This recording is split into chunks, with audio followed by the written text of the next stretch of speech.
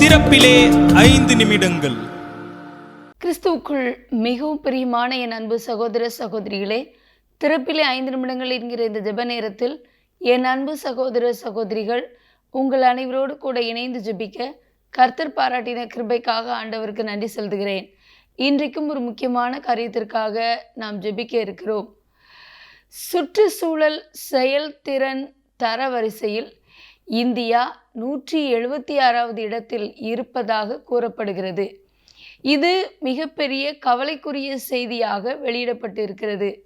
ஏனென்றால் காற்று மாசுபாடு, கடல் ஆறு நீர் மாசுபாடு மற்றும் விவசாயத்தில் இரசாயன பொருட்கள் கலப்படம் செய்வது மட்டுமல்ல, பலவிதமான தொழில் காரியங்களில் ஏற்படுகின்ற மாசுபாடு, இவைகள் நிமித்தமாக இந்த தரவரிசையில் இந்தியா 176வது இடத்தை பிடித்திருக்கிறது. சுமார் 177 நாடுகள் பங்கெடுத்த இந்த பட்டியலில் இந்தியா கடைசி இடத்திற்கு, முந்தைய இடத்திற்கு தள்ளப்பட்டிருக்கிறது. ஆகவே இந்த சுற்றுச்சூழல் குறித்த ஒரு மிகப்பெரிய விழிப்புணர்வு நம்முடைய மக்களுக்கு தேவையாயிருக்கிறது. இன்றைக்கு காற்று மாசுபடுவதற்கு நாம் பயன்படுத்துகிற வாகனங்களிலிருந்து வெளியாகும் புகை, எரிபொருள் அது நிமித்தமாக உண்டாகிற புகை, அது மட்டுமல்ல, கடல் நீரிலே பலவிதமான தொழிற்சாலைகளிலிருந்து வெளியாகும் கழிவு நீர், இது கலக்கும் பொழுது அதிலுள்ள ஜீவராசிகள், அதிலுள்ள மீன்கள், இன்னும் அதில் வாழக்கூடிய உயிருள்ளவைகள் அத்தனையும் மடிந்து போகின்றன. அதுபோல இன்றைக்கு இயற்கை வளமாக கொடுக்கப்பட்ட மரங்கள், செடிகள், இவைகள் எல்லாம் அழிக்கப்பட்டு கொண்டிருக்கிறது. அது மாத்திரமல்ல, மலைகள், இன்னும் சுரங்கங்கள், இவைகளிலே இயற்கை தாது பொருட்கள் எல்லாம் தொடர்ந்து வெட்டி எடுக்கப்படுகிறது.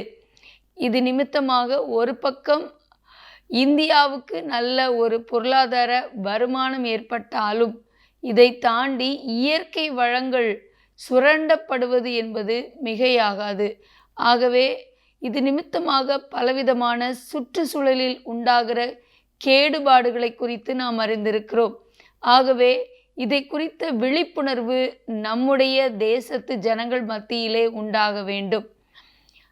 நாமே ஆண்டவர் நமக்கு கொடுத்திருக்கிற இயற்கையை நமக்கு எதிராக மாற்றி விடுகிறோம். இன்றைக்கு தேவையான ஒரு நல்ல மழையை நாம் பெற முடியாமல் இருப்பதற்கு காரணம் காடுகள் அழிக்கப்படுவதும், காற்றிலே மாசுக்கள் கலப்பதும், இது நிமித்தமாக தேவையான மழை வருவது ஒரு பக்கம் குறைக்கப்படுவது என்பதை நாம் அறிந்திருக்கிறோம். ஆகவே பலவிதமான சுற்றுப்புற சூழல் நிமித்தமாக உண்டாகிற கேடுபாடுகளிலிருந்து நம்முடைய தேசம், ஜனங்கள் பாதுகாக்கப்பட நாம் ஜெபிக்க வேண்டும். இதையும் தாண்டி மனித குலத்திற்கு அபாயகரமான நோய்களை கொண்டு வரும்படி இந்த காற்று மாசு, நில மாசு, அவைகளெல்லாம் அதை ஏற்படுத்தி விடுகிறது என்கிற செய்தியும் வெளியிடப்பட்டிருக்கிறது.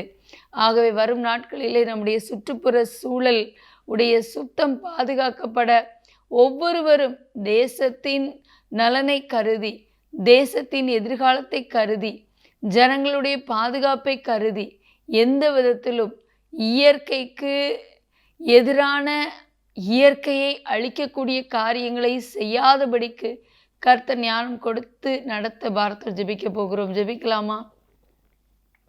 எங்கள் அன்பின் பரலோக பிதாவே, ஆசீர்வதிக்கப்பட்ட இந்த நாளின் காலை வேளைக்காக நன்றியோடு துதிக்கிறோம், ஸ்தோத்திரிக்கிறோம்.